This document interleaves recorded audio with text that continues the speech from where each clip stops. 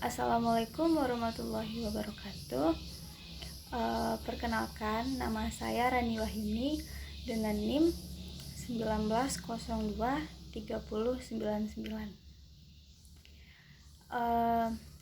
Pada kesempatan kali ini saya akan merepresentasikan materi perkuliahan saya, yaitu dengan mata kuliah Administrasi dan Supervisi Pendidikan yang dibina oleh Bapak Hanif Al-Qadri.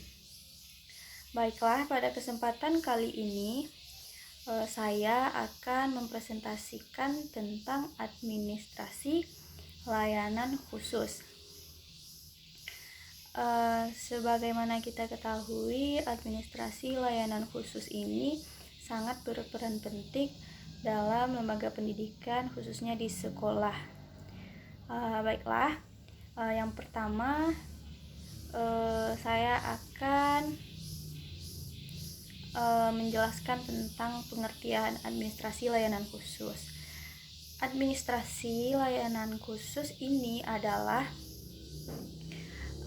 membedakan secara khusus atau suatu usaha yang terprogram dan terencana yang secara langsung memang berkenaan dengan proses pendidikan dan proses belajar mengajar di kelas atau belajar mengajar di sekolah.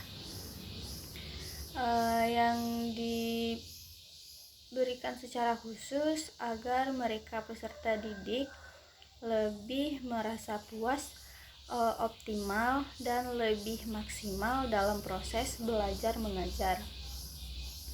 Selanjutnya kita masuk ke penjelasan tentang tujuan dari layanan khusus. Tujuan dari administrasi layanan khusus ini tentunya untuk memberikan layanan yang lebih kepada, atau memberikan layanan khusus atau memberikan pelayanan lebih kepada peserta didik agar peserta didik tersebut merasa lebih puas dan lebih optimal serta lebih maksimal dalam menjalankan kehidupannya menjadi seorang pelajar. Di situ di samping itu ada yang terbagi menjadi jenis-jenis layanan khusus atau ada bagian-bagian dari layanan khusus. Layanan khusus ini terbagi menjadi beberapa bagian.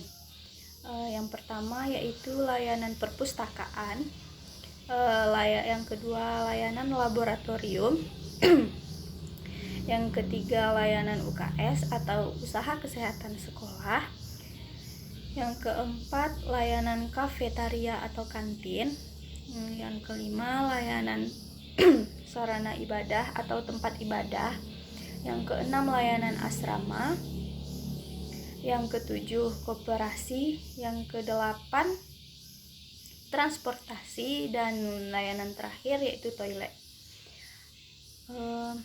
Dari layanan-layanan di atas ada beberapa fungsi dari layanan khusus tersebut. Baiklah, yang pertama saya akan menjelaskan tentang fungsi dari layanan khusus perpustakaan. Fungsi dari perpustakaan ini yaitu berupa tempat untuk menambah wawasan bagi peserta didik yang tidak didapatkannya di dalam kelas.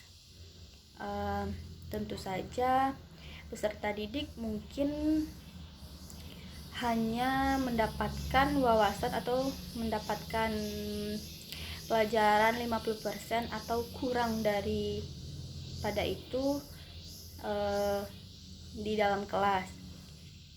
Untuk melayani secara khusus peserta didik agar tercapai dengan maksimal, oleh itulah perpustakaan ada. Perpustakaan juga berfungsi sebagai tempat informasi atau tempat mencari informasi apapun Perpustakaan juga bisa menjadi sebagai tempat rekreasi. Rekreasi ini maksudnya di saat peserta didik merasa bosan dengan buku pelajaran, mereka bisa mencari buku referensi atau buku cerita di perpustakaan. Dan ia juga bisa mengakses internet atau menggunakan komputer yang ada di perpustakaan sebagai sarana hiburan atau mencari informasi yang tidak mereka dapatkan dari guru. Ya, selanjutnya yang kedua adalah layanan laboratorium. Layanan laboratorium ini berfungsi sebagai tempat penunjang pembelajaran baik tertutup atau terbuka. Layanan laboratorium ini dipergunakan oleh guru atau siswa untuk melaksanakan praktikum, pendidikan, penelitian, percobaan, pengembangan, dan lain-lain. Tentunya semua teori yang mereka pelajari di dalam kelas nantinya akan dipraktekkan di laboratorium ini. Yang ketiga adalah UKS, yaitu UKS ini merupakan layanan kesehatan masyarakat sekolah. Seperti jika ada masyarakat sekolah yang tiba-tiba sakit, demam, atau membutuhkan obat, pada UKS inilah mereka akan ditangani. Yang keempat adalah kafetaria. Kafetaria ini berfungsi sebagai layanan untuk tempat makan atau minum peserta didik dan tenaga pendidik juga bisa.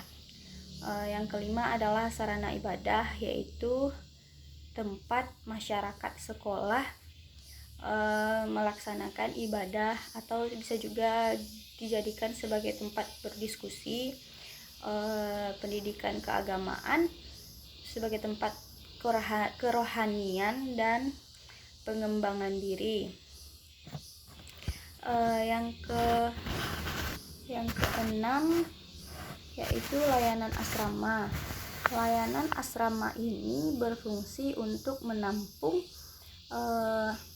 siswa yang jarak rumahnya dengan sekolah itu jauh. Yang selanjutnya yaitu koperasi. Koperasi berfungsi sebagai tempat untuk membeli perlengkapan atau alat-alat tulis atau buku yang diperlukan untuk kebutuhan sekolah. Yang kedelapan adalah transportasi. Transportasi ini berfungsi untuk sarana antarjemput siswa yang pergi lomba atau ada acara atau kegiatan di luar sekolah, tapi dengan pentingan sekolah. Yang terakhir adalah toilet tentu saja berfungsi sebagai tempat untuk bersihkan diri. Baiklah, sekian yang dapat saya jelaskan tentang administrasi layanan khusus. Jika salah, saya mohon maaf. Saya sudahi dengan wabillahi taufiq wal hidayah. Assalamualaikum warahmatullahi wabarakatuh.